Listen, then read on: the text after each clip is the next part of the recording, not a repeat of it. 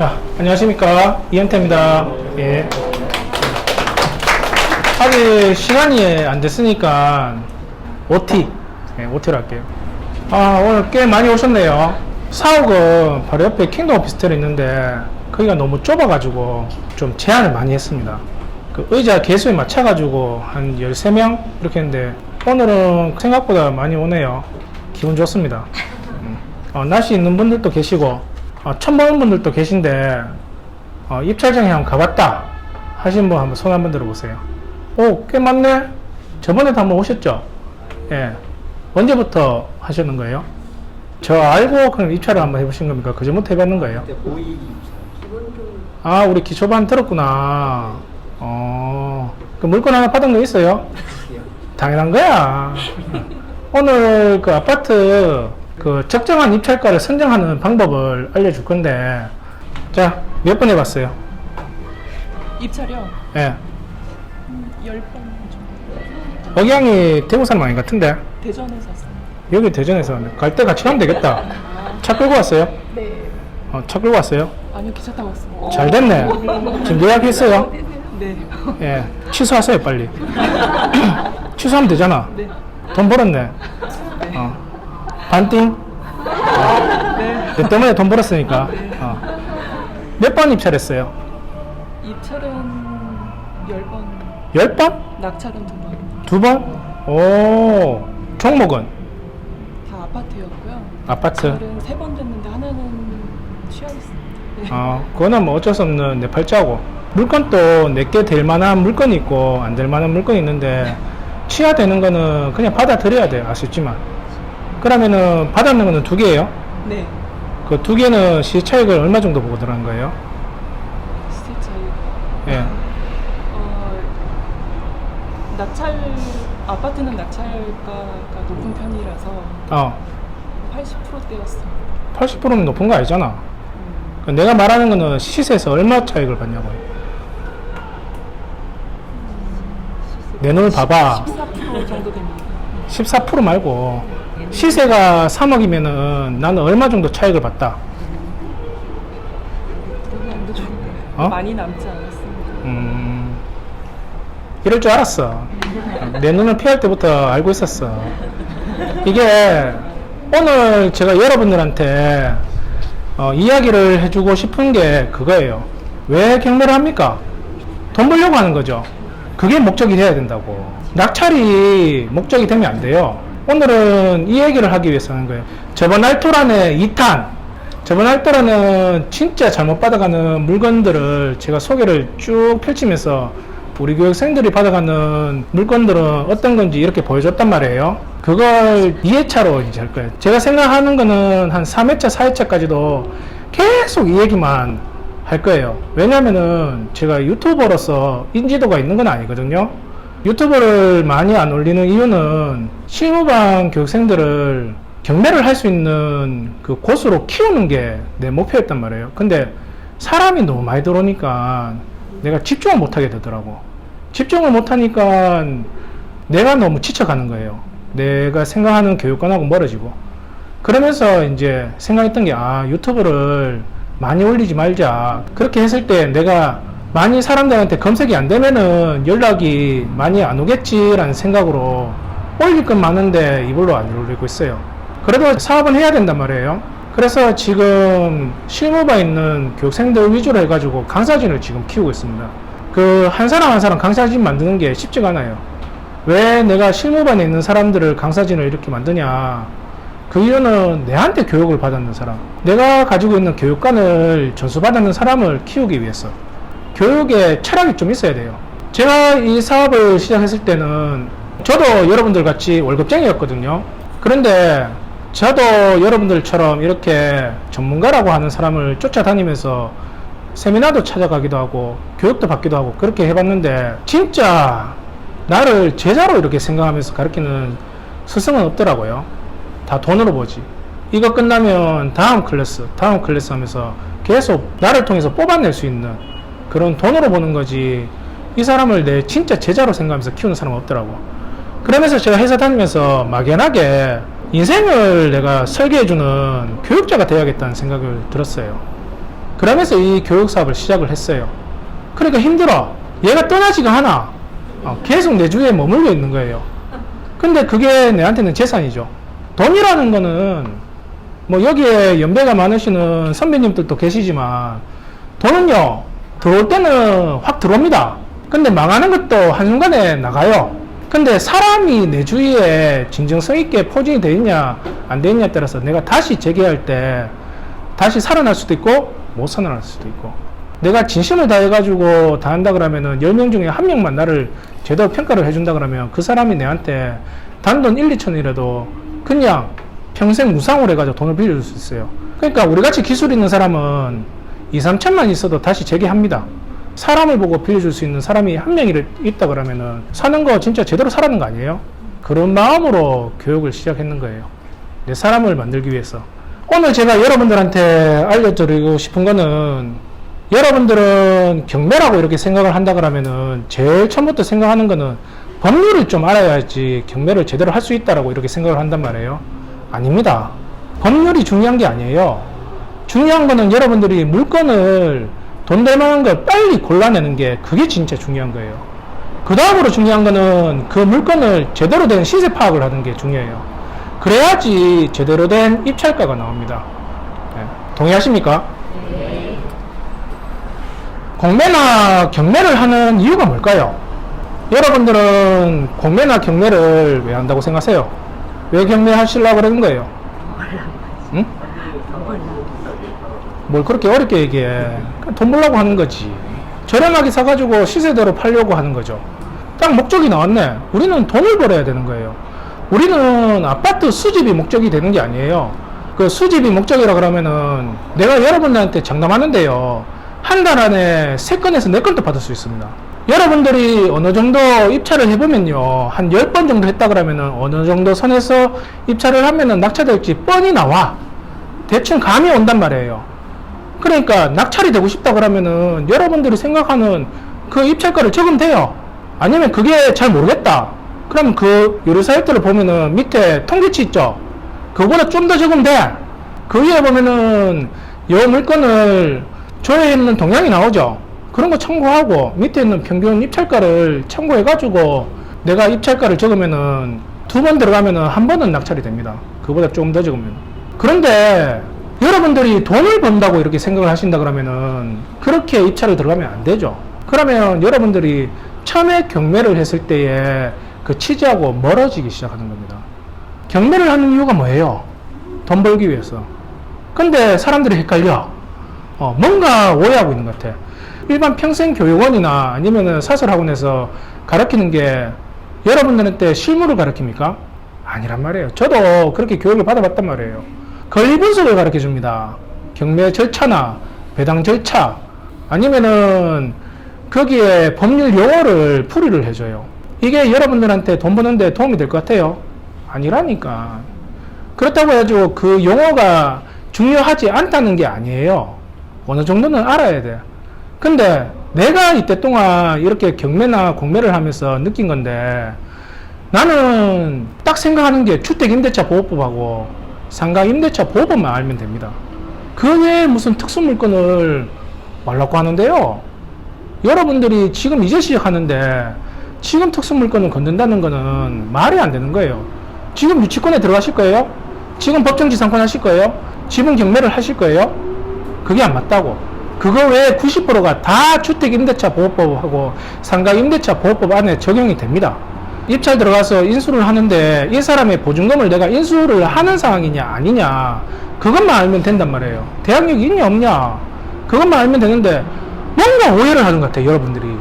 여러분들이 법률에 대해서 계속 따진단 말이에요. 이 권리분석은 공부하면 공부할수록 수렁에 빠집니다. 더 연구를 해야 된다고 이렇게 생각을 한단 말이에요. 여러분들이 그걸 그렇게 공부해가지고 무슨 논문 적으려고 하시는 거예요? 아니잖아요. 여러분은 돈을 벌기 위해서 목적을 가진 거잖아요. 그러면은 실전으로 공부를 하는 게 맞지. 그래서 여러분들이 팔고 나서 돈을 버는 게 목적이 돼야 되는 거죠. 그런데 이게 낙찰이 먼저 목적이 돼버리면은 누구나 낙찰은 할 수 있는 거지만 그 다음부터 명도가 힘들어집니다. 왜? 시세 차익을 많이 안 받기 때문에. 시차익을 많이 안 받기 때문에 이 사람이 요구하는 이사비나 아니면 미납관리비를 내보고 내라고 그러면은 그때부터 미쳐버리는 거야. 왜 우리가 그 사람의 이사비를 챙겨줘야 되는 거예요? 우리가 그 사람한테 돈을 빌려가지고 조금이라도 몇십만이나 쓴 적이 있어요? 없잖아요. 처음 보는 사람한테 이사비 줄래? 상식적으로 이해가 돼요? 안 되잖아요. 그런데 내가 생각했던 금액대에서 차익을 내가 많이 보고 이렇게 들어갔다. 그러면은 이 사람한테 요구하는 금액을 다 줄 수는 있는 건 아니지만 어느 정도는 챙겨줄 수 있다는 거예요. 마음에 여유가 있다는 거죠. 여유가 없는 사람은 힘이 없는 사람이에요. 갑과을의 상태는 거기에서 이제 발생을 하는 겁니다. 여러분들이 경매를 하는 이유를 곰곰이 다시 한번 생각을 한번 해보셔야 돼요.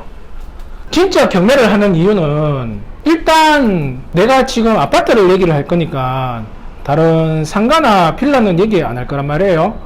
여러분들이 아파트로 경매를 하는 이유는 현재 시세에서 금매가 나왔는 것보다 더 저렴하게 사기 위해서 하는 겁니다. 내가 지금 금매 물건이 있다 그러면 그거보다 더 이상 채울 수가 없는 거예요. 내가 발견을 했다 그러면은 내가 떨어뜨려 가지고 사야 되는 거지. 무슨 기준으로? 내가 앞으로 이걸 구입을 한다 그러면은 이사비도 챙겨줄 거고 미납관리비도 챙겨줘야 되고 운이 좋아가지고 수리 안 할 수도 있지만 수리하는 부분도 미리 생각도 해봐야 될 거고 중개사한테 줘야 되는 중개수수료도 생각해야 될 거고 취등료세도 생각을 해야 될 거고 나중에 팔아가지고 양도세도 한번 생각해 봐야 될 거고 그렇게 해서 내 손에 순수하게 1,000만원 정도는 떨어질까라는 걸 한번 계산을 한번 해보는 거예요. 그게 아니라 그러면은 이 물건은 낙찰이 된다는 걸 알면서도 내 소신껏 떨어진다 생각하고 입찰가를 툭 던져야 되는 거지. 여러분들이 그냥 아파트를 낙찰받아가지고 수집한다 그러면은 그냥 하면 돼요. 그런데 돈을 버는 게 목적이라 그러면은 여러분들의 소신을 지켜야 되는 거예요. 떨어질 건 뻔해. 근데 이 경매라는 거는 일반 물건이 아니란 말이에요.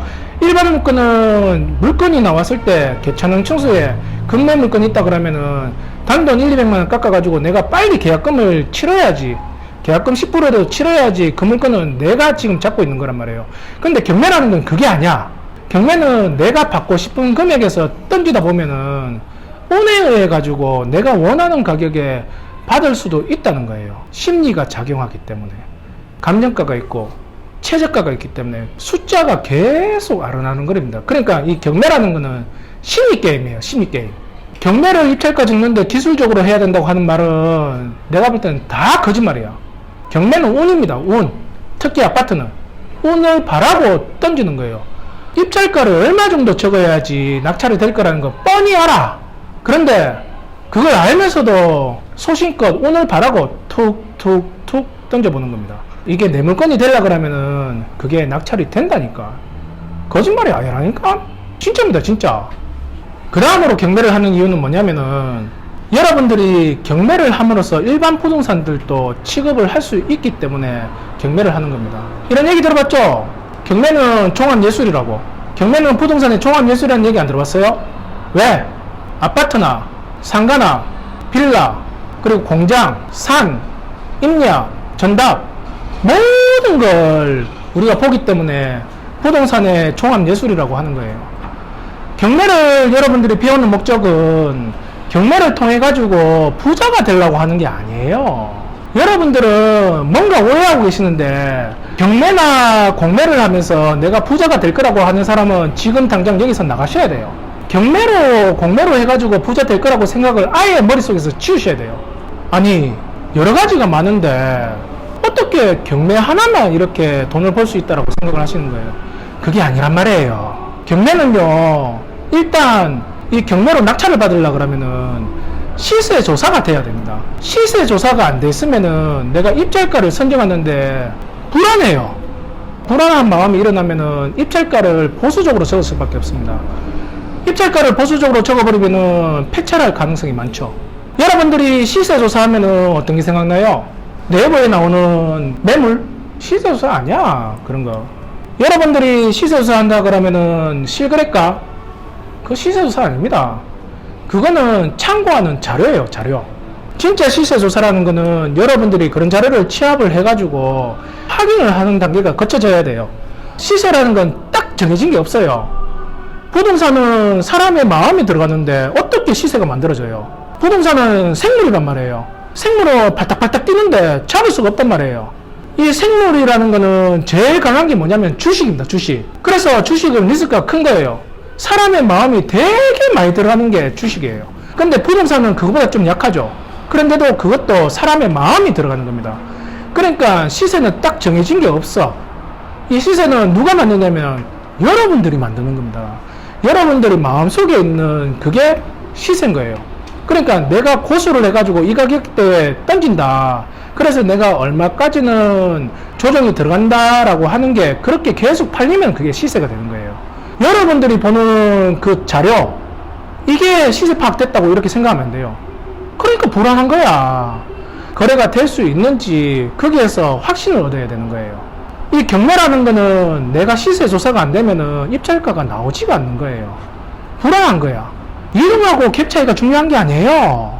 이동이 받아가는 가격에 받으면 지는 돈을 더 많이 버는 거야. 근데 그 사람 돈을 버는 겁니까? 아니잖아요. 돈을 버는 거는 1등이 됐을 때 돈을 버는 거잖아요. 그러니까 2등은 신경 쓰지 마세요. 1등이 중요한 거지. 경매라는 거는 일단은 시세 조사가 나와야지 내가 입찰가가 나옵니다. 그 말은 무슨 말이냐? 일반 물건도 똑같아요. 일반 물건도 여러분들이 시세 조사를 해야지 구입가가 나오는 겁니다. 여기에서 1, 2년 전에 분양권을 취급을 해봤는 사람 있어요? 부끄러워하지 말고 얘기해봐. 있죠? 예. 내 눈을만 봐봐요. 이 보고 눈길 피하면 분양권 했는 거야. 근데 저는요, 분양권 했다고 해가지고 뭐라는 게 아니에요. 부동산을 하는 사람이 어떤 종목에 들어가는 게 뭐가 중요해요? 돈 벌 수 있으면 다 들어가야지. 경매가 답이 아니란 말이에요. 분양권이 돈이 될 것 같으면 분양권도 해야 돼. 일반 물건이 저렴한 게 있으면 일반 물건도 해야 돼. 그러니까 지금은 지방 쪽으로 부동산 경기가 좋습니까? 안 좋습니까? 안 좋단 말이에요. 안 좋으면은 그거는 공매나 경매로 들어가야 돼. 시세보다 더 저렴하게 들어가야 되는 겁니다. 서울은 지금 떨어지고 있습니까? 올라가고 있습니까? 그러면은 그거는 지금 경매를 하는 것보다는 일반 물건을 저렴하게 작업을 쳐가지고 들어가야 되는 거예요. 아니면은 서울에 분양권이 있으면 분양권도 여러분들이 해야 돼요. 여기에 분양권을 해봤는 사람들 중에 분양권 시세조사 해봤는 사람 있습니까? 없죠?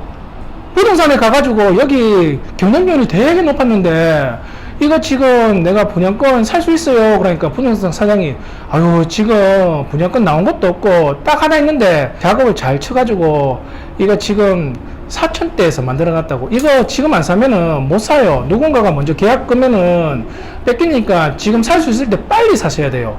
이 얘기에 마음이 조급해져가지고 귀는 팔랑팔랑거리고 얼굴은 화끈거리고 그러면서 그 물건을 빨리 계약을 쳐버리죠. 근데 꼭 내가 사는 거는 떨어져. 시세조사 안 하고 부동산의 말이 시세인 줄 알고 그렇게 믿어버린단 말이에요. 분양권도 시세조사 해야 돼요. 분양권은 건물이 지금 생기는 게 아니에요. 텃밭 공사도 안 했는데 어떻게 그게 시세가 만들어져요? 그러니까요, 주위에 그 시세를 찾아야 됩니다.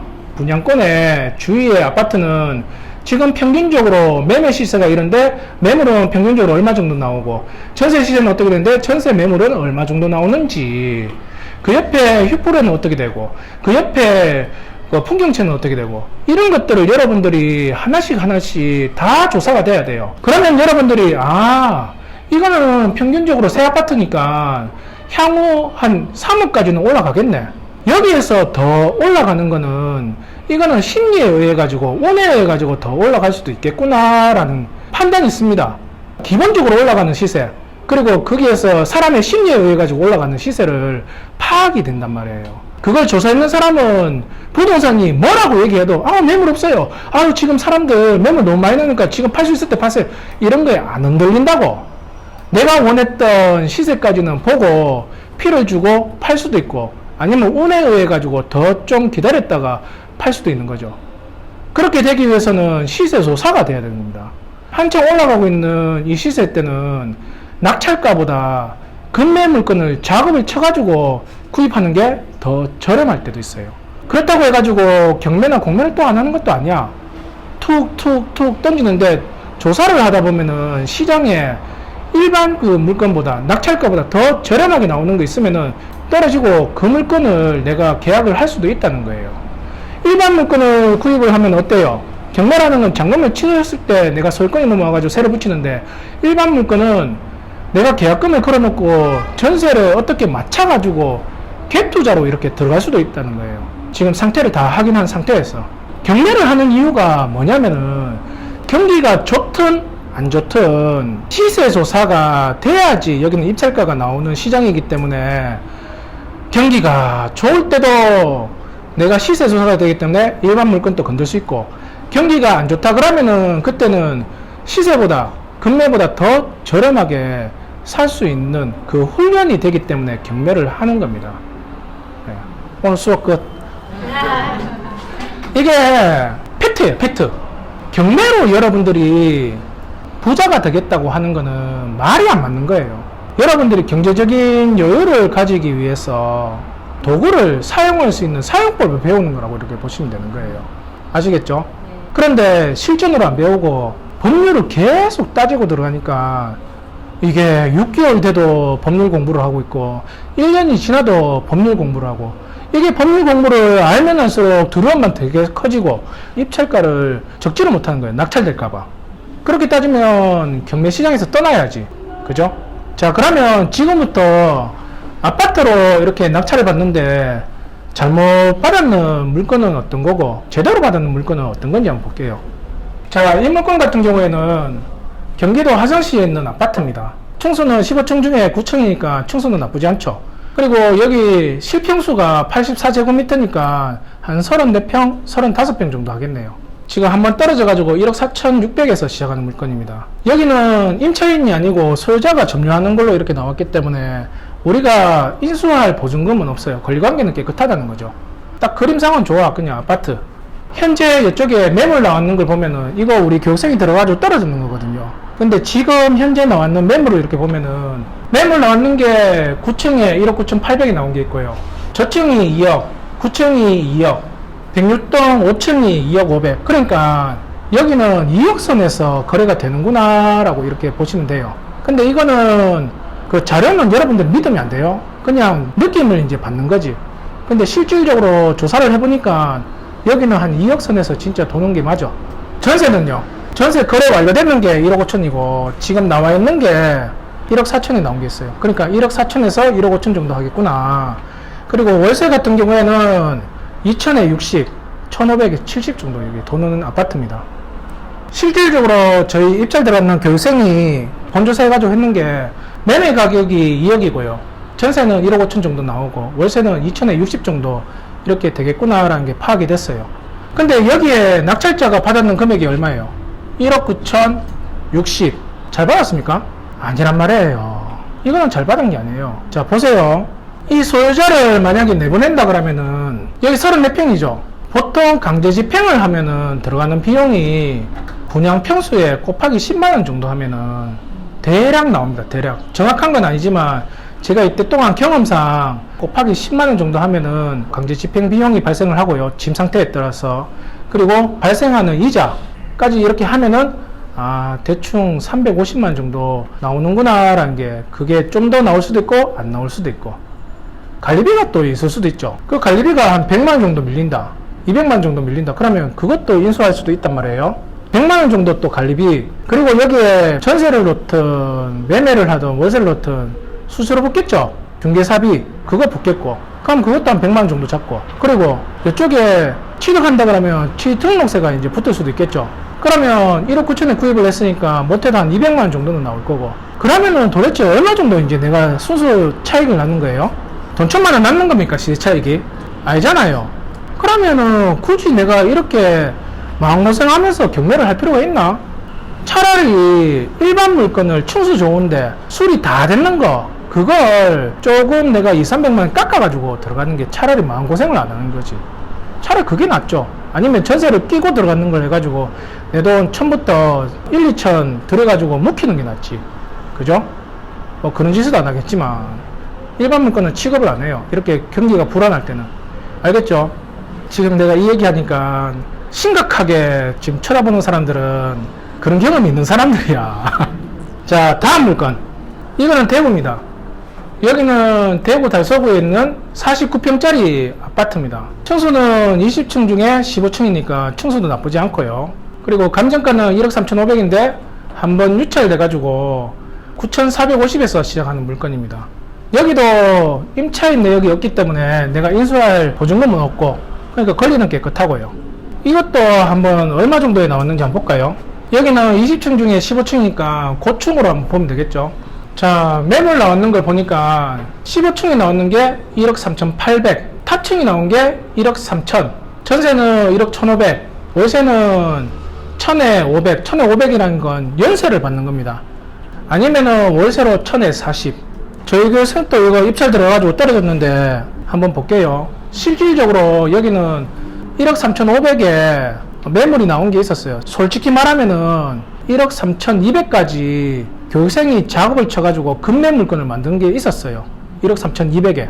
그리고 전세 같은 경우에는 1억 1,500이고 월세도 맹 똑같이 1,000에 50으로 이렇게 파악이 됐어요. 그런데 15명 들어왔습니다. 15명. 15명 들어와가지고 2등이 1억 3천, 1등이 1억 3,120, 15명 들어와가지고 지금 17층에 지금은 17층 팔렸습니다. 초급 내려가지고 그거 1억 3,200 있는 거 수리된 상태에서 팔린 거예요. 지금 매물 나왔는 건 수리된 게 아니에요. 근데 급매 물건이 있다 그러면은 그렇게 입찰 들어가면 안 되지. 조사를 안 했다는 거야. 현지에 나와 있는 실거래가나 내부 매물만 보고 자기 스스로 판단을 해버린 거예요. 지금 내가 볼 때는 2등으로 적었는 1억 3천도 잘못 적었는 거예요. 그러니까 이 2등은요 1등 때문에 살아는 거야. 실질적으로 1등이 2등을 살려줬는 거예요. 얘가 지금 납부까지 했어요. 왜 납부했겠어요? 저 940만원 보증금 저거 지금 미납해가지고 날려버릴까 아니면은 잔금 치르고 그냥 2, 3년 올라갈 때까지 내가 팔고 나서 본전이라도 챙길까 싶어가지고 버티는 겁니다. 얘가 납부할 때까지 얼마나 많은 생각을 했겠어요. 경매를 잘못하는 거예요. 감정가도 1억 3,500인데 감정가를 믿어도 저렇게 적으면 안 되죠. 이거를 적는다 그러면 1억 1,000을 넘기면 안 됩니다. 시세가 나와 있는데 지금 매물이 나와 있는 게 있단 말이에요. 1억 1,000을 넘기는 거는 경매를 하는 사람이 아니죠. 그냥 이 물건에 뭔가 소유자하고 관계된 사람인가? 라고 생각하면 이해가 돼. 그러면은 제가 꼭 받아야 되는 사람이었구나 이런 생각이 들죠. 당사자가 입찰 들어가면 안 되는데 제3자를 붙여가지고 들어가는 건가? 이렇게 생각할 수도 있겠죠. 예. 부산에도 막 가고 대전에도 가고 경기도도 가가지고 막 입찰하고 그랬거든요. 이게 매번 떨어지니까 이게 가면은 공짜로 갑니까? 아니잖아요. 만약에 경기도 이렇게 갔다 온다 그러면은 경비만 해도 20-30만원 쓰일걸? 기름 넣고 거기서 밥 먹고 이렇게 내려오면은 떨어지면 밥도 먹지 말아야 돼. 무슨 뭐 떨어졌는데 밥 먹을 그 자격이 되는 거예요. 굶어야지. 머리가 핑 돌아도 그냥 걸어서 와야 돼. 제가 상교대를 가지고 한 달에 반은 쉬는 날이었거든요. 이게 참 좋아. 주말에 쉬는 거하고 평일에 쉬는 거하고 또 틀려요. 경매는 주말에도 입찰이 있으면 참 좋은데 직장인들이 경매를 하기가 힘든 게 주말에 쉬니까 공무원도 주말에 쉬거든요. 이게 참 투자자를 위해서 공무원들도 주말에 좀 일 좀 했으면 좋겠는데 안 해. 그러니까 경매 입찰이 있는 거는 월요일부터 금요일까지만 있습니다. 근데 저같이 이렇게 교대 근무를 하는 사람들은 유리하지. 저보다 더 유리한 거는 지하철 공사, 소방관들, 이 사람들이 좀 투자하는데 좋은 직장을 가지고 있죠. 우리보다 더 진짜 좋은 근무 환경을 가지고 있는 사람은 청소부. 예. 새벽에 일하고 그 다음부터 쉬잖아요. 직장인들 중에서 재테크에 관심 있는 사람들은 회사에 출근을 잘 안 하는 사람들, 그래 월급 받으면서 출근 잘 안 하는 사람들이 재테크에 관심을 많이 돌립니다. 이게 토요일하고 일요일 때 근무하는 사람들은 재테크 할 여력이 없어요. 주말 되면은 결혼했으면 봐야 되잖아. 남자들도 요즘은 봐야 돼요. 지금 시대가 어떤 시대인데요. 밥 먹다가 밥상을 옆으로 먹기 싫다고 옆으로 쓱 옮기는 그런 행동하면 안 돼. 예. 그러니까 주말에 무슨 조사할 여력이 안 생겨. 그러면은 평일에 그럼 조사하면 되겠네. 이래야지. 퇴근하면 6시인데 부동산 사장님 또 6시에 퇴근하는데 요즘은 부동산 재테크에 잘 할 수 없는 환경인 거예요. 그러니까 뭐합니까? 주식하지. 그 지켜보면은 돈 벌었다는 선배들 없는 거 뻔히 알면서도 할 수 있는 게 그거밖에 없으니까 하는 거예요. 안타까운 거죠. 내가 회사에 다니면서 월급을 받는데 거기에서 다른 것도 투자할 수 있는 여건을 가지고 있는 직장이 그게 최고입니다. 대기업 다닌다고 좋은 게 아니라니까. 그래서 옛날에 저는 회사 다니면서도 법원에 많이 다녔거든요. 본원에는 못 갔는데 예전에 그렇게 막 아파트라는 걸 투자를 해보니까 계속 떨어지니까 그 다음부터 마음에 결정이 됐어요. 아, 내가 살고 있는 지역 외에는 입찰을 안 했구나. 여기는 떨어질 만한 종목인데 굳이 내가 떨어질 만한 종목에 이불로 가가지고 또 떨어지고 오면은 경비만 깨지니까 돈을 버는 게 아니고 돈을 버리고 오는 거구나. 예전에 막 다른 지역에 막 그렇게 막 대전이나 울산이나 부산이나 하면서 떨어지고 오면은 깨지는 게 1, 20만 원씩 깨지는 거야. 그래도 대전하고 부산은 가까우니까. 그걸 한번 한 달에 한 5-6건 해가지고 떨어졌다고 생각 한번 해보세요. 못해도 돈 100만 원 날라가는 겁니다. 나는 외벌이로 250만 받는데? 그럼 그거 100만 원 날리면요. 무시 못하는 거예요. 그러니까 내가 살고 있는 지역에 입찰 들어가는 거는요. 떨어져도 상관없는 거야. 그 경비 깨져도 별로 깨지지 않는 거예요. 그러니까 쉬는 날이면은 본원이나 서부지원 가고 회사 다닐 때는 잠깐 가가지고 입찰봉투 던져놓고 바깥에 순시 좀 돌다가 떨어졌는 거 확인하고 돈 받아오고 그렇게 했는 거예요. 그러니까 툭툭툭 던지는 거예요. 그래도 1년에 한두 건은 받았습니다. 내가 원하는 대로 해가지고 한 건만 팔아도 내 연봉이 나오는 거예요. 오늘 바라고 이게 툭툭툭 던지니까 내가 들어갈 때마다 떨어지니까 어때요? 마음에서 괴로운 거예요. 아니 조사만 좀 해봐도 여기에 급매물건이 있는데 부동산 몇 군데만 가도 급매물건이 있다 그러는데 조사도 안 하고 이게 입찰가에 들어오는 거야. 그러니까 뒤에서 욕을 하기 시작하는 거야. 그래서 저 뭐 우주부동산만 가도 급매물건 얘기해 주는데 전화만 해도 알아볼 수 있는데 아니 어떻게 경매하면서 조사도 안 하고 저렇게 하냐고. 그러면 내 혼자 투덜투덜거리면은 주위에서 사람들이 모이기 시작해. 그러면서 진짜요 진짜요 이렇게 물어. 아 진짜라니까요. 저 우주부동산 가가지고 한번 물건 지금도 있으니까 한번 확인해봐요. 있지. 근데 저렇게 적는 게 말이 됩니까? 그러면 아 그렇죠. 저도 그 물건 봤는데 저도 확인하고 왔거든요 하면서 같은 편이 생겨. 그러면서 이제 실컷 씹다가 이제 그 입찰장에서 나오는 거예요. 처음에는 기분 좋았는데요. 그것도 하다 보니까 재미가 없더라고. 식상해. 그 다음부터 방법을 바꿨습니다. 사장님은 여기 얼마에 이렇게 적으셨는데 혹시 시세 조사 한번 해보셨어요? 아니 뭐 네이버 부동산 보니까 1억 4천도 있고 아유 그거 실질적으로 여기 보시면 17층에 1억 3,200에 있는데 아유 그걸 지금 1억 3,100에 있다 그러면은 이사비 주고 관리비 주고 하면 관리비도 지금 70만원 밀렸는데 아유 왜 그렇게 받았었어요? 그러면서 이 사람 말을 못하고 눈동자가 막 흔들리기 시작해. 동방 지진이 일어나기 시작합니다. 그래요? 이렇게 물어봐요. 예 한번 가보세요. 그 물건 얘기할 거니까. 그렇구나 하면서 뭐 이래. 제가 경매를 오래 한 건 아니지만 혹시 명도하면서 좀 힘든 거 있으면은 저한테 말해 보십시오. 제가 전화번호 이렇게 줄 테니까 명도할 때 힘들면은 전화 주세요. 그러면 이 사람이 전화가 100% 옵니다. 명도가 힘들거든. 여기 민학관리비하고 관리소 간다 그러는데 어떻게 하면 되냐고 전화가 와요. 그러면은 관리소 가가지고 공용 부분하고 정용 부분하고 연체이자 빼고 얼마 정도 나오는지 한번 확인해 보시고요. 그쪽에 가는 김에 본인 전화번호 적어가지고 한번 붙이고 오세요. 그럼 연락 올 겁니다. 그러면 100% 연락 옵니다. 그게 기술이 아니야. 뻔한 가정이지. 근데 거기에서 막 신뢰를 한다니까. 이 물건 같은 경우에는 그래요. 투자자 입장에서 이렇게 생각한다면은 이 물건은 제대로 받았는 물건이 아닙니다. 지금 여기에서 차익을 본다고 해도 400이에요. 근데 이사비 주고 관리비 주고 취득로서 이렇게 내버리면은 남는 거 한 개도 없어요. 그러니까 이거는 경매로 하는 투자 목적이 아닌 물건이죠. 자, 그러면은 제대로 된 아파트 투자법은 어떤 게 있느냐, 그 방식을 한번 보겠습니다. 자, 이 물건 같은 경우에는 최근에 받았는 물건이에요. 부산의 사상구에 있는 물건입니다. 전용 면적이 이 물건은 122제곱미터, 평수가 크죠? 그리고 여기는 20층 중에 3층이에요. 저층이죠. 여러분들은 이런 물건 받고 싶어요? 안 받고 싶어요? 평수가 크고 그리고 층수가 낮아. 이런 거 평수 크고 저층이면 받고 싶어요? 시세 차익이 많이 나면. 시세 차익이 많이 나면 받고 싶어요? 겉으로 봐서는 여러분들이 물건을 이런 거 발견했다고 하면은 별로 안 받고 싶죠. 사람 심리가 그래요. 여러분들은 지금 34평에 사는 사람들이 많을 거란 말이에요. 만약에 내가 산다 그러면은 여기 45평에 들어간다. 관리비가 34평보다 관리비가 많이 들어갈 거라는 생각이 드니까 부담스럽죠? 맞아요? 그러면 나는 아직까지 서민이구나 이렇게 생각하면 돼요. 진짜 돈이 있는 사람은 관리비 여기에서 1, 20만 원 더 나온다고 뛸 것도 안 합니다. 자기가 넓은 데 살겠다 이렇게 생각하는 사람들이지. 그러니까 이런 데는 평수가 넓으니까 새가 빠지는 것도 관리비 때문에 힘들 수 있겠구나. 층수가 낮아가지고 뷰도 제대로 안 나오는데 별론데 받고 나서 마음고생할 것 같은데 이런 생각이 많이 드는 물건. 그러니까 이런 데는 입찰자가 많이 들어올까요? 안 들어올까요? 많이 안 들어오겠죠. 많이 안 들어오니까 내가 힘을 빼고 들어갈 수 있는 물건이죠.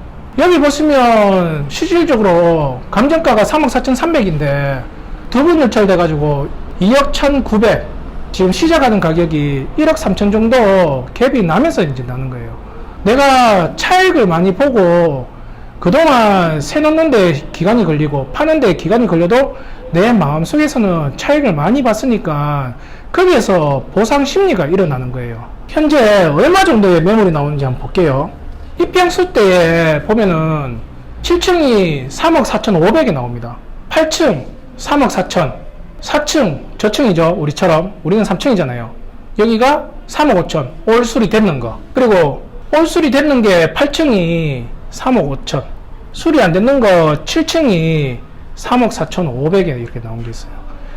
우리 것도 수리 안 됐다 보고 한 3억 2천 정도에서 보면 되지 않을까라는 생각이 드는 물건이에요.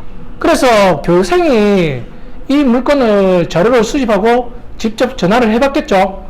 본주사를 했을 때 얼마 정도 이렇게 나왔냐, 3억 4천 정도 이렇게 나온다고 그러더라고. 전세는 2억 7천, 월세는 3천에 110. 이게 받는 날짜가 8월 16일입니다. 오늘이 9월 1일인가? 그렇죠. 지금 이제 허가가 떨어졌어요. 2주 지나가지고 조금 있으면은 이제 잔금 날짜가 이제 잡힐 거라며요. 잔금 날짜 잡히고 한 달 정도 이렇게 여유를 준다라고 이렇게 보시면 돼요. 다 법원마다 똑같은 건 아니에요. 법원마다 다 틀립니다. 낙찰받고 한 달 정도 줄 때도 있고 아니면은 확정이 떨어지고 한 달 줄 수도 있어요. 이 교육생이 구입했는 가격은 2억 6,100, 그러니까 2억 6천대. 그럼 시세 차익은요 8천 정도 이렇게 보고 들어가는 거예요. 어때요? 그러면은 내가 지금 이 명도 왔는데 이 사람이 괴롭히고, 그리고 내가 이걸 수리하고 새 넣는 데에서 시간이 걸리더라도 돈 1,000만 원 날라가도 내 마음속에서 그렇게 막 요동이 일어나지 않겠죠? 평온할 거란 말이에요. 왜?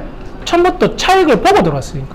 그러니까 이렇게 지금 부동산 경기가 안 좋을 때 여러분들 지금 보면은 내가 샀던 2억 6천 밑으로 떨어지겠어요? 안 떨어진다니까. 여러분들 구미에 있는 물건 조사 한번 해봤어요? 구미에 있는 물건 조사해보면은 제가 볼 때는 지금 바닥을 쳤는 것 같아요. 창원도 제가 볼 때는 바닥을 쳤는 것 같아. 느낌이 그래. 그 느낌이 어디서 나오냐면은 내가 지금 시세 조사를 해보면은 그런 느낌이 와요. 이 바닥이라는 거는 뭐냐면요, 자기가 구입을 해가지고 샀던 가격 있죠.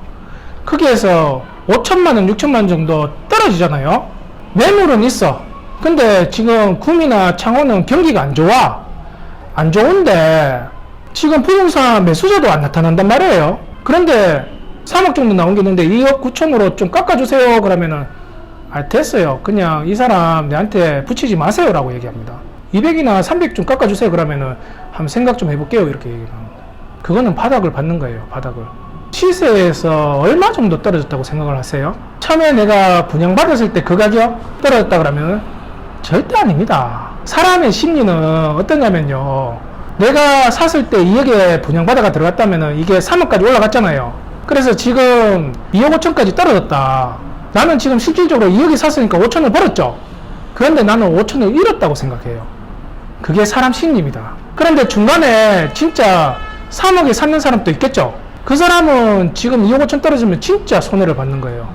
그러니까 그 사람들은 아예 그냥 물건이 나오지가 않아요. 그런데 청약을 받아가지고 2억에 샀는 사람도 호가 쳤을 때만 기억을 하는 거야. 그러니까 자기가 지금 2억 5천에 내놓는 거는 뭔가 지금 손해를 봤다고 생각하는 거예요. 그러면은 그걸 깎으려고 그러면은 쉽지가 않다니까. 근데 경기도 쪽으로 올라가면요, 돈 1,000만 원 정도 깎으려면 깎입니다.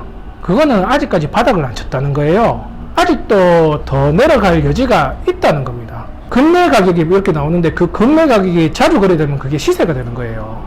그러니까 지금은 이남 쪽으로 창원, 구미, 거제 더 이상 깎을 수가 없어요. 여러분들이 한번 깎아보세요. 깎이는가. 그러면 아, 지금 어느 때쯤이구나 라는 게 이렇게 나옵니다. 여기 같은 경우도 지금 3억 4천 정도 이렇게 돌지만 내가 2억 6천까지 떨어질 여지가 없어요. 왜? 여기에 3억 4천원 이때 샀는 사람들도 있기 때문에. 그러니까 경매 개시 결정이 17년 10월이죠. 작년 10월 달에 감정을 매겼는 거란 말이에요. 감정평가서가 그때 거래된 가격을 뽑았는 거란 말이에요. 그때 3억 3천, 3억 4천에 거래가 됐다는 거예요. 그러면 그때 샀던 사람들이 지금 2억 6천까지 떨어뜨려가지고 팔겠어요? 여러분들은 팔겠냐고요? 그러니까 이 경매라는 거는 이게 좋은 거예요. 부동산 경기가 안 좋으면 안 좋을수록 빚이 나는 게 경매나 공매인 겁니다. 더 저렴하게 사야 되는 거예요. 이 물건을 한번 들어가지고 낙찰받은 게 아니란 말이에요. 부산에 사는 사람인데 계속 입찰 들어가는 거야. 부산에는 법원이 3개 있거든요. 여기도 가고 저기도 가고 동부도 가고 서부도 가고 본역도 가고 계속 들어가면서 5번에 낙찰받은 게 2건을 받았어요. 전부 다 5천만 원 이상으로 차익을 보고 들어가는 거죠. 운이 통한다니까. 그러니까 경매를 하는 거는 시세에서 사는 게 아니고 내가 시세보다 더 저렴하게 사기 위해서 경매를 하는 거라고 보셔야 되는 거예요. 운을 바라고. 그러니까 경매를 운을 바라고 이렇게 입찰 들어간다고 이렇게 얘기를 하면은 저게 무슨 전문가야. 전문적으로 입찰가를 선정해가지고 무조건 낙찰되는 게 맞지. 그거는 어디 컨설팅이나 가가지고 얘기 듣는 거고, 우리가 투자자의 마인드에서 이렇게 본다 그러면은 떨어지더라도 넘지 말아야 되는 선이 있는 거예요. 그러니까 떨어지는 걸 즐겨야 돼. 예전에 한번 그런 얘기를 한 적이 있는데, 이 부동산이라는 종목 중에서는 아파트도 있고 상가도 있고 빌라도 있고 땅도 있고 공장도 있단 말이에요. 그런데 이 아파트라는 종목은 모든 사람들이 다 공통적으로 좋아하는 종목이에요. 그러니까 이 아파트라는 거는 사람들이 많이 들어오는 거예요. 집적되는 게 사람들이 많으니까. 근데 빌라는요, 여러분들 빌라 살래요, 아파트 살래요? 그러면 전부 다 아파트야. 그러니까 빌라는 집적되는 사람들이 덜해. 상가는 어떻게 내가 조사를 해가지고 해야 될지 모르니까 두려워가지고 못 들어간 사람들도 많아. 그런데 이 아파트라는 거는 사람들이 조사하기도 쉽고 내가 아파트를 좋아하니까 사람들이 많이 들어가는 반면에 빌라는 사람들이 많이 안 좋아하니까 들어오는 입찰자들이 적은 거예요. 상가는 더 적고. 이게 똑같아요. 전에 내가 한번 강의한 적이 있지만 이 아파트라는 거는 다 좋아하고 예뻐 보니까 누구나 대시를 거는 거예요. 그러니까 이 아파트라는 건 원래 콧대가 높아. 웬만한 가격에서는 낙찰되기가 힘든 거예요. 그러니까 힘을 줘야지 이게 내게 되는 겁니다. 근데 우린 돈이 없는데, 우리는 지금 종잣돈을 불려나가야 되는데, 그러니까 안 될 거라 생각하고 툭 한번 던져보는 거야. 당연히 여기 사람 많이 들어올 줄 알고 사람들이 접근을 안 해버리는 거예요. 이게 폭력석의 빈곤. 빌라는 상가는요, 사람들이 별로 안 좋아해. 사람들이 조금만 힘을 주면은 빌라 상가는 내가 받을 수가 있다는 거예요. 대신에 시세 조사하는 게 아파트처럼 쉽지가 않아. 아파트에 시세 조사하는 것보다 빌라가 어려우니까 사람들이 접근하기가 힘들어질 수밖에 없는 거예요. 운을 바라고 툭툭툭 던지는 거는 아파트. 조금만 힘을 주고 기술을 조금만 넣고 들어가면은 상가나 빌라는 충분히 받을 수 있는 물건. 개념을 이렇게 잡아야 되는 거예요. 아시겠어요? 난 진짜 강의를 너무 잘하는 것 같아. 참, 영혼 없는 박수 치지 마세요. 이런 거 필요 안 바랍니다. 자, 다음 물건은 제가 받았는 물건입니다. 이거는 받은 지 꽤 됐는 물건인데 공매로 받았어요. 여기는 서울 노원구에 있는 아파트예요. 나홀로 아파트입니다. 10층이 탑층이에요. 그 중에 8층을 제가 구입을 했는 거예요. 여기는 감정가가 3억 1천인데 두 번 유찰돼 가지고 2억 4,800에서 시작하는 물건이에요. 2억 6,300에 적어가지고 낙찰이 됐어요. 몇 명이 들어온지 아세요? 좋은 차. 그러니까 최저가에서 한 1,500만 원 정도 더 적은 거예요. 받고 나서 아깝다. 그런 얘기 하지 마. 아깝다는 얘기하지만 안 그래도 가슴이 아프니까. 나도 몰라. 나도 여기에 몇 명 들어올지 모른다니까. 최저가에서 조금만 힘을 주고 였는 거예요. 경매 물건이라면은 이 가격대에 못 받습니다. 여기 보시면요, 여기 상계역하고 걸어서 몇 분 거리가 안 돼요. 조 실장님, 여기 명도하고 왔죠? 네. 그 집에서 걸어가지고 상계역까지 몇 분 정도 걸려요? 10분 채 안 돼. 뭔 10분 채 안 돼, 씨. 혼날래. 여기 지도로 이렇게 보면은 300m도 안 되는데 무슨 10분이 채 안 돼요. 제가 출근을 잘못해요. 아, 우리 좀 호흡 좀 맞추자. 어? 1번 출구까지 이 집에서 여기까지 걸었는데 300m가 안 됩니다. 조 실장이 올라가가지고 세입자한테 그대로 전세 났죠? 이 세입자가 뭐라 얘기해요? 여기 계속 사는 이유가 교통편이 좋아가지고 여기 산다고 이런 얘기를 해요. 지금 노원구는 투기지역입니다. 대출을 얼마 정도 받았냐면은 80% 받았습니다. 최팀장님 맞죠? 투기지역인데 어떻게 80% 받냐? 우리는 사업자로 받았기 때문에. 그러니까 80% 받으니까 내 돈이 많이 안 들어가죠. 그래가지고 전세를 깨가지고 세를 놔버렸죠. 대출 상환해버리고 잠깐만 이제 돈을 쓰는 거예요. 자, 여기 보시면요, 지금 현재 매물이 얼마 정도 나온지 다시 한번 확인해봤어요. 여기는 전세하고 월세가 없습니다. 전월세가 되게 귀한 데예요. 예, 내놓으면 바로 전세하고 월세가 빠져버려요. 여기 지금 매매가 나왔는 게 중층에 나온 게 있고 저층에 나온 거 두 개 있습니다. 두 개. 이거 두 개 지금 겹친다고 이렇게 보시면 돼요.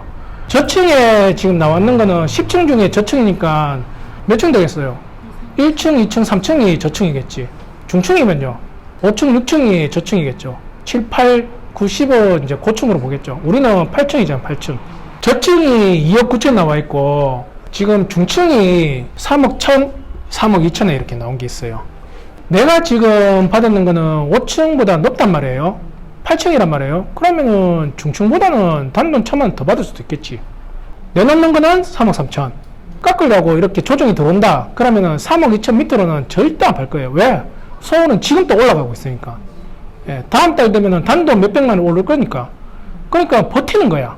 뭐 내 돈 들어가는 것도 별로 없으니까 팔리면 팔리고 아니면 말고 그냥 여유 있게 놔두는 거예요. 전세는 2억이고 월세는 5천에 110. 3억 2천에 팔린다고 해도 차익을 보는 거는 5,700. 그러면은 내가 늦게 팔린다고 해도 여유가 있겠죠. 이게 투자하는 방식입니다. 이래야지 경매를 하든 국매를 하는 거예요. 근데 이거 같은 경우는 순수하게 내 돈 들어가는 거는 없어요. 여기에 세입자를 붙였기 때문에 중개사비도 안 들었어요. 직거래했기 때문에. 또 이 사람이 불안해가지고 자기 알고 있는 앞집에 있는 그 중개사를 붙였다 그래. 도장만 찍어주는 거잖아요. 그래서 우리는 5만 주고 끝냈어요.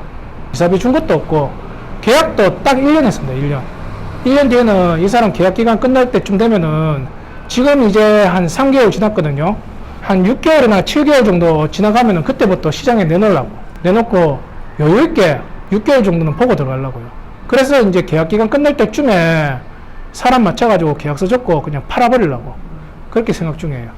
이게 이제 제대로 된 투자 방식입니다. 제가 여러분들한테 한번 물어볼게요. 지금은 여러분들이 자산을 올릴 수 있는 시기라고 생각하십니까? 아니면은 지금은 어려운 시기라고 생각하십니까? 개인적으로 주담보를 받으면 받을수록 LTV나 DTI나 DSR이 이렇게 적용된다 그러면 갈수록 대출받기도 힘들어질 것 같은데, 이렇게 부동산 정책이 계속 나오고 올해만 해도 45만 가구가 입주 물량들이 쏟아졌고, 지금 9월달이니까 앞으로 20만 가구는 더 입주 물량들이 쏟아질 거죠. 그러니까 입주 물량이라는 게 청약이 아니고 입주할 물량들이 올해 45만 가구, 내년에는 35만 가구, 33만 가구에서 35만 가구, 내년에도 입주 물량들이 있단 말이에요. 그러면 여러분들은 지금이 여러분들의 자산을 올릴 수 있는 시기라고 생각하십니까? 아니면은 지금은 숨어 있어야 되는 시기라고 생각하십니까? 올릴 수 있는 시기라고 생각해요? 예, 그럼 지금 왜 안 해? 하려고 왔는 거야? 제가 볼 때는 이 문재인 정부는 서민을 위한 정책이 아니고요, 부자를 위한 정부가 맞습니다. 이렇게 좋은 정부가 없어. 예전에는 어디에 투자를 해야 될지 잘 모르겠는데, 이 문재인 정부는 여기 핀셋 정책으로 내가 알려줄 테니까 여기만 투자하면은 부동산 가격이 올라가니까 여기 투자해라고 이렇게 얘기하는 거예요. 그런데 돈이 없으면은 너거는 투자 못해. 돈 있는 부자들만 투자해라고 하는 정부가 이 정부예요. 예를 들면은 수성구는 투기지역이죠. 대출이 안 나와. 담보대출이 있으면은 대출이 30%, 내가 담보대출이 없으면은 40% 나오는 데가 수성구입니다. 내가 알고 있는 사장님 중에 범원에그래 10억짜리 아파트가 있거든요. 한 채는 자기가 살고 한 채는 전세를 놓고. 되게 신기한 거는 그분이 가지고 있는 부동산들이 담보대출이 없어. 다 그냥 자기 돈으로 사요. 신기하죠? 네. 그분이 뭐라는 줄 아세요? 작업 쳐가지고 이제 물건 좀 살 수 있겠네. 딱 묶이고부터 이런 얘기를 해요. 옛날에는 수성구도 담보만 있으면은 80% 대출이 나왔거든요. 이제는 받고 싶어도 물건 위치 좋고 학군 좋고 괜찮다고 해도 수성구는 받지를 못합니다. 수성구는요, 한금동하고 범어동이 수성구입니다.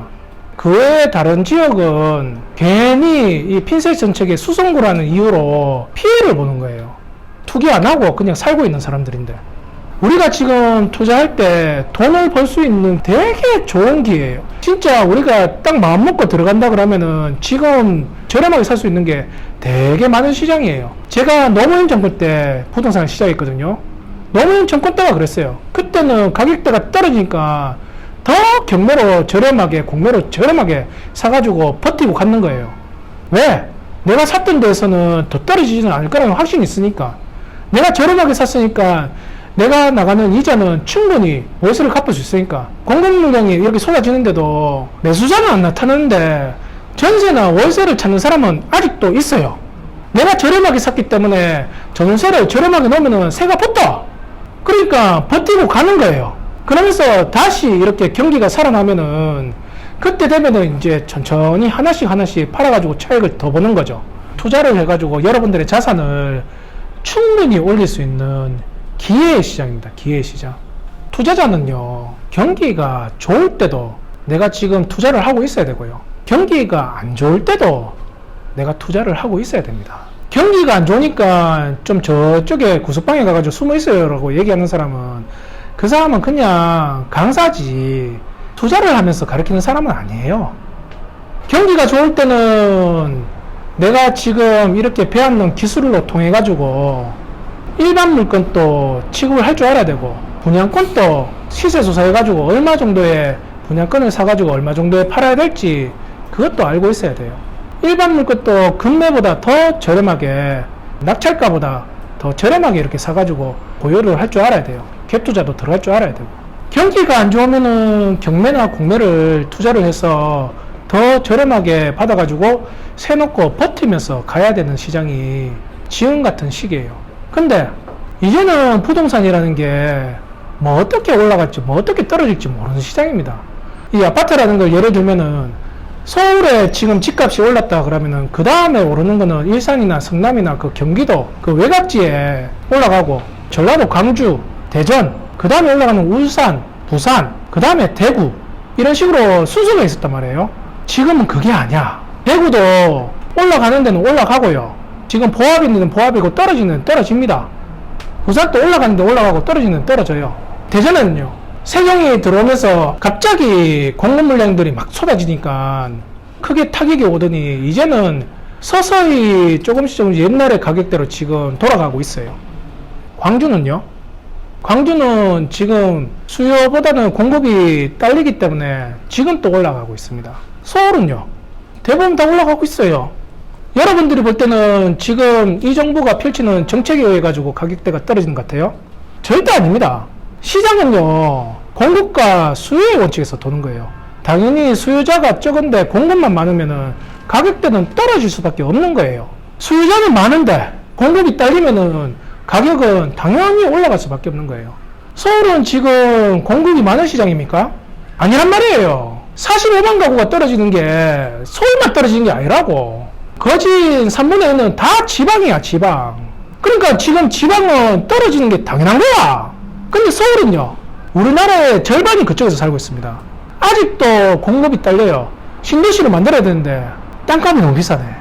땅값이 너무 비싸니까 재건축하기가 너무 힘들어. 재개발하기가 너무 힘들어. 그런데 이 정부가 정책으로 초과적으로 이익이 나는 그거는 환수한다고 얘기를 해요. 건설회사가 두려워가지고 더 못하는 거예요. 더 안 지으니까, 더 청약을 안 하니까 수요자에 비해서 공급이 딸리는 거지. 그러니까 청약한다 그러면 몰려가지고 청약을 하는 거예요. 뭐 1120부 이렇게 들어가는 거예요. 샀다 들었는데 벌써 초피가 7천, 8천 1억까지 올라가는 거예요. 시장은 공급과 수요의 원칙에서 도는 겁니다. 지방은요. 지방은 수요자가 그만큼 많은 게 아니에요. 수요자가 딸린단 말이에요. 정책을 굳이 안 펼쳐도 지방 같은 경우는 떨어질 수밖에 없는 사정이에요. 그냥 가만히 놔둬도 이 시장의 가격은 올라갔던 게 떨어질 수밖에 없는 시장이에요. 가만히 놔둬도 떨어지는데 거기에다가 더 기름을 붓고 있는 거예요. 더 떨어뜨리게 만들어주는 정부잖아요. 그러면 이거는 우리한테는 기회인 정부죠. 지금 몸을 어디에 갖다 대야 되냐. 여러분들이 어느 도구를 사용해야 될지 그거를 이제 선택을 해야 되는 거예요. 지금 여기가 경기가 좋은 시장인 건지 나쁜 시장인 건지, 그러면 내가 어떤 도구를 사용해서 지금 자산을 불려나가야 될지 여러분들이 이제 곰곰이 생각을 해보셔야 되는 거예요.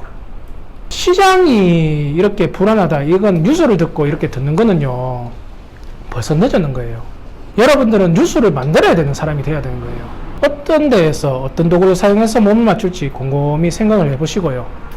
그리고 여러분들이 기술을 배워가지고 어떤 투자를 할지 곰곰이 생각을 하고 그걸 기술을 익혀가지고 여러분들의 자산이 계속해서 불려나가는 여러분들이 됐으면 좋겠어요. 예, 고맙습니다. 자, 궁금한 거 있으면은 간단하게 한번 질문 해보시죠.